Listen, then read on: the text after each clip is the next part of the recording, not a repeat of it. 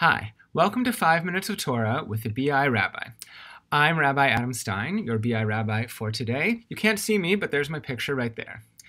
My topic for today is this one: will the world cease to exist in 2030? Well, the world as we know it. It's about climate change, and if you're wondering why I chose this title, it's because just a week or two ago, I think the beginning of October, you can see the dates right there, the Intergovernmental Panel on Climate Change met, and they made this report that was commissioned by the United Nations to tell us what would happen if the global average temperatures rose by 1.5 degrees Celsius.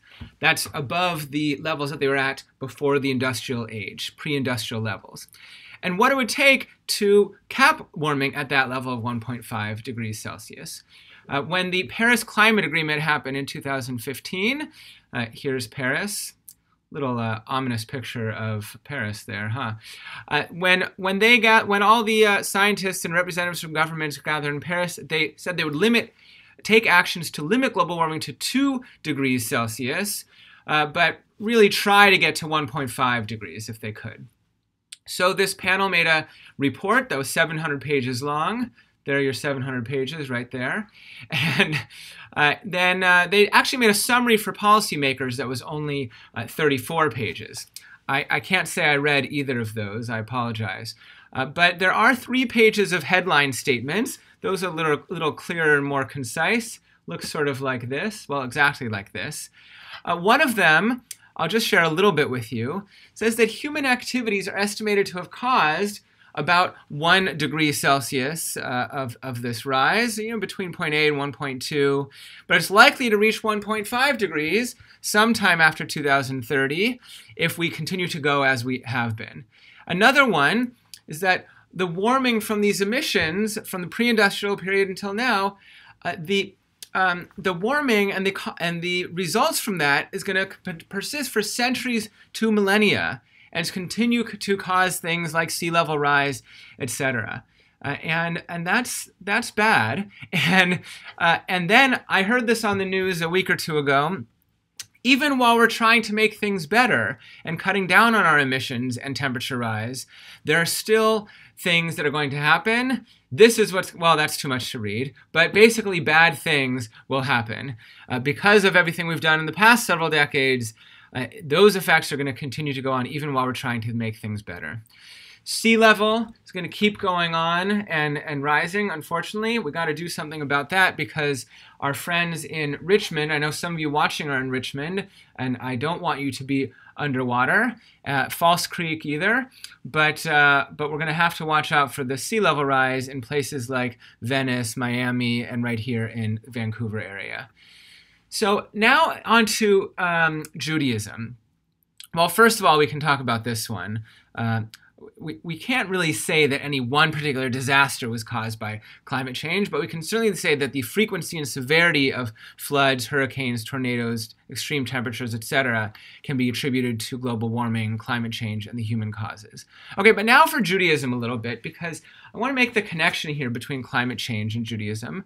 First of all, we look to the Torah when we're thinking about texts from our tradition. And the very beginning of the Torah, just from a couple weeks ago in our Torah portions, Adam and Eve, we have this famous quote right here. He takes the human being, Adam, my name Adam, puts him or her, Adam and Eve, in the Garden of Eden to till it and tend it, le'ovda ul'shamra. And there's a great little understanding of this, that it could mean le'ovda, to serve it, to work the land, but it could mean to serve the land, that we are supposed to serve the earth and the land and care for it and work for it. Also, bal tashchit, this phrase means that we should be not wasting. This comes from right here in Deuteronomy, when you're waging war against and you put that city under siege, you need to not cut down the trees, or at least the fruit trees.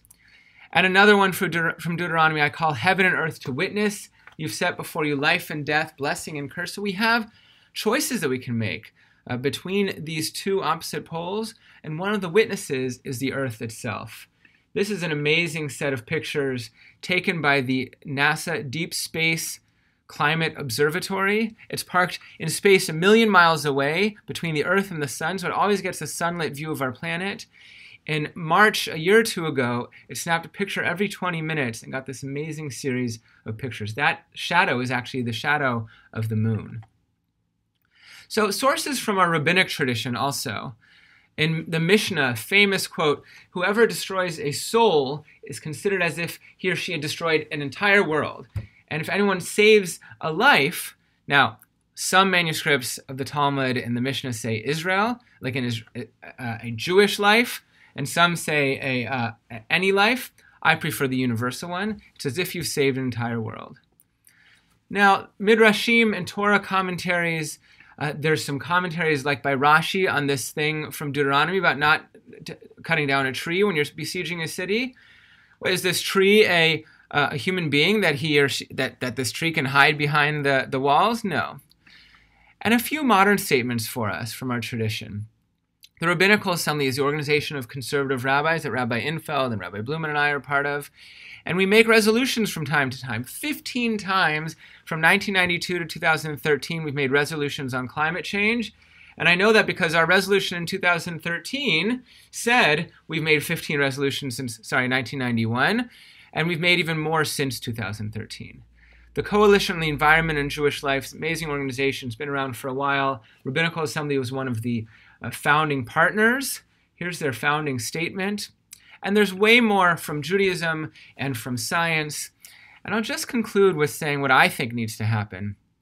I think we really have to carefully consider how we act in our personal and our family lives and in our homes, as a synagogue, in office buildings, our governments and municipalities, corporations, and make concrete decisions and actions so we can mitigate the damage that is to come no matter what, and make sure or strive to ensure that things do not get worse and worse for those in the way of natural disasters, of flooding, of sea level rise, species extinction, and a worsening of life on Earth, even in our own lifetimes, not sometime in the far future.